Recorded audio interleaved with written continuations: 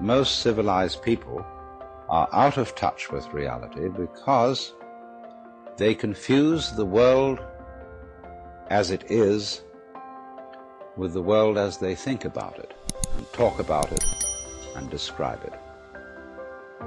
For on the one hand, there is the real world, and on the other, a whole system of symbols about that world which we have in our minds. These are very, very useful symbols. All civilization depends on them.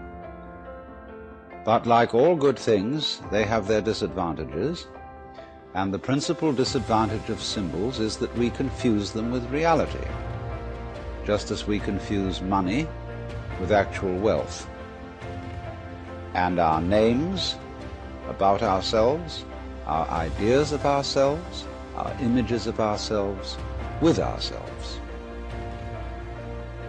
Now, of course, reality, from a philosopher's point of view, is a dangerous word. A philosopher will ask me, what do I mean by reality? Am I talking about the physical world of nature? Or am I talking about a spiritual world? Or what? And to that I have a very simple answer. When we talk about the material world, that is actually a philosophical concept. So in the same way, if I say that reality is spiritual, that's also a philosophical concept. And reality itself is not a concept. Reality is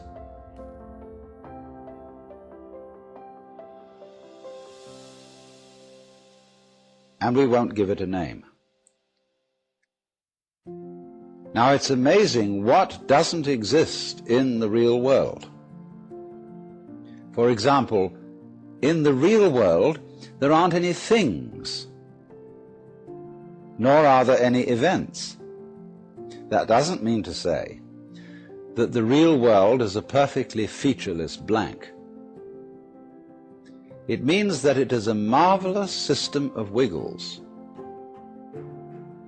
in which we descry things and events in the same way as we would project images on a Rorschach blot or pick out particular groups of stars in the sky and call them constellations as if they were separate groups of stars. Well, they're groups of stars in the mind's eye, in our system of concepts. They are not out there as constellations already grouped in the sky.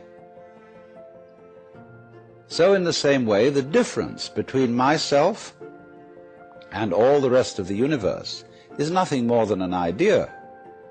It is not a real difference. And meditation is the way in which we come to feel our basic inseparability from the whole universe. And what that requires is that we shut up. That is to say, that we become interiorly silent and cease from the interminable chatter that goes on inside our skulls. Because, you see, most of us think compulsively all the time. That is to say, we talk to ourselves. And I remember when I was a boy, we had a common saying, talking to yourself is the first sign of madness. Now, obviously, if I talk all the time, I don't hear what anyone else has to say.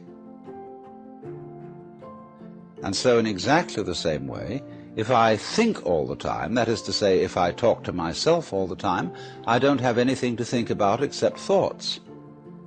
And therefore I'm living entirely in the world of symbols, and I'm never in relationship with reality. All right, now that's the first basic reason for meditation.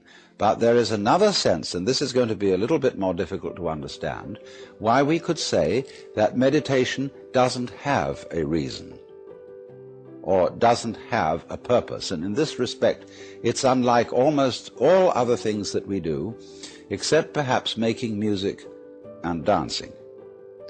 Because when we make music, we don't do it in order to reach a certain point, such as the end of the composition.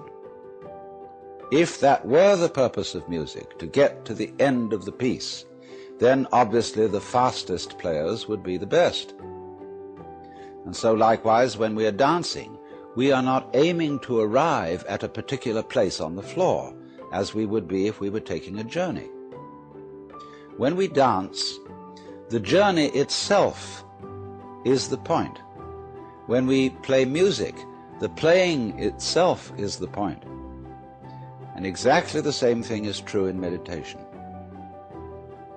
Meditation is the discovery that the point of life is always arrived at in the immediate moment. And therefore, if you meditate for an ulterior motive, that is to say, to improve your mind, to improve your character, to be more efficient in life, you've got your eye on the future and you are not meditating. Because the future is a concept. It doesn't exist. As the proverb says, tomorrow never comes. There is no such thing as tomorrow. There never will be, because time is always now. And that's one of the things we discover when we stop talking to ourselves and stop thinking. We find there is only a present, only an eternal now. So it's funny then, isn't it, that one meditates for no reason at all, except we could say for the enjoyment of it. And here I would interpose the essential principle that meditation is supposed to be fun. It's not something you do as a grim duty. The trouble with religion, as we know it, is that it is so mixed up with grim duties. We do it because it's good for you. It's a kind of self-punishment. Well, meditation, when correctly done, has nothing to do with all that. It's a kind of digging the present. It's a kind of grooving with the eternal now. And brings us into a state of peace where we can understand that the point of life, the place where it's at, is simply here and now.